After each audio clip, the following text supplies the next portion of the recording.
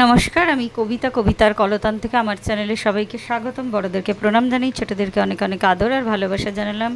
এখন চলে এসেছি হ্যাশট্যাগ আমরা সকলের আজকের বিষয় নিয়ে। আজকের বিষয়ে রঞ্জনাদি দিয়েছেন কার্যকারী জীবনকাল আজকের বিষয়। তো আমি এখন প্রায় 11টা বাজতে চলেছে। দুদিন ধরে বেশ একটু হেক্টিক শিডিউল চলছে আমার।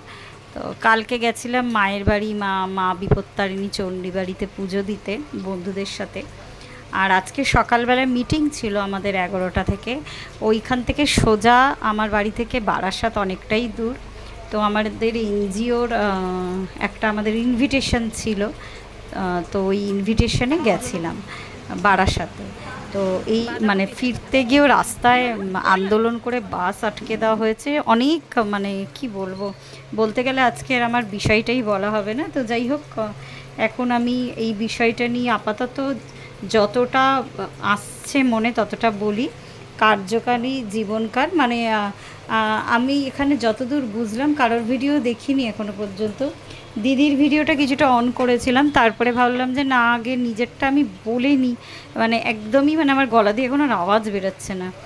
মানে 15 আগস্ট থেকে মোটামুটি পরপর শিডিউল চলেই যাচ্ছে। যাই হোক, সব কিছু মিলিয়ে জীবন, আমি মনে করি যে কার্যকারী জীবনকাল মানে হচ্ছে যেমন হয়তো রিটায়ারমেন্টের বয়স থাকে মানুষের 60 ইয়ার্স।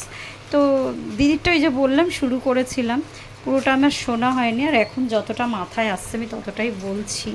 তো ওই সব কিছু মিলিয়েই আর কি মানুষের এই যে 60 বছরটা যে ধার্য করা হয়, সব কিছু মিলিয়ে মানে সেটা হচ্ছে মনে করা হয় তাদের শারীরিক একটা যে কোনো সুস্থ মানুষের শারীরিক কাজ করার ক্ষমতা আর কি, ফিজিক্যালি সেটা 60 ইয়ার্স অবধি থাকে। তো এই তারপরে একটা রিটায়ারমেন্টের বয়স ধরা হয়। তো আমার কাছে মানে আমার কাছে ব্যাপারটা একটু অন্যরকম। আমার কাছে কার্যকারী জীবনকাল মানে এই 60 বছরের মধ্যেই আমার যেন মনে হয় যে 60 বছরের পরেও লোকের জীবন কিন্তু শুরু হতে পারে। কেন, এরকম প্রচুর উদাহরণ আমরা জানি বেশ বয়সকালে। যেমন KFC চিকেনের কথা জানি, উনি 70 ইয়ার্স ওল্ডে আর কি বিখ্যাত হয়েছিলেন। তো এরকম অনেকের কথাই আমরা জানি যাদের জীবনটাই আর কি আমাদের অনেক দেরি করে স্টার্ট হয়েছে, কিন্তু যখন স্টার্ট হয়েছে তখন অনেক কিছু শিখিয়ে গেছে। তো আমার কাছে এই ধরনের কোনো কার্যকারী জীবনকাল বলে কিছু নেই। যতদিন শারীরিক ক্ষমতা আছে, যতদিন আমি মনে করি যে আমি মানসিকভাবে যতদিন সুস্থ থাকব, ঈশ্বর আমাকে যতদিন সুস্থ রাখবেন, আমার মানসিকতা দিক থেকে কিন্তু যতই শারীরিক দিক থেকে দুর্বল হয়ে পড়ি না কেন, অবশ্যই শরীরটা তো ম্যাটার করে। তা সত্ত্বেও আমি কিন্তু তখন হয়তো হাত পা চলবে না বা এত বেরাতে পারবো না, কিন্তু নিজের মনের ভাবনাটা কিন্তু শেয়ার করতে পারি। তো বা নতুনভাবে জীবনের দৃষ্টিভঙ্গি পাল্টানোর জন্য নতুন কোনো ভাবনা চিন্তাও করতে পারি। আমার কাছে না বয়সটা শুধুমাত্র একটা নাম্বার। সত্যি কথা বলতে কি, বয়স কিন্তু খুব একটা আমার কাছে ম্যাটার করে না।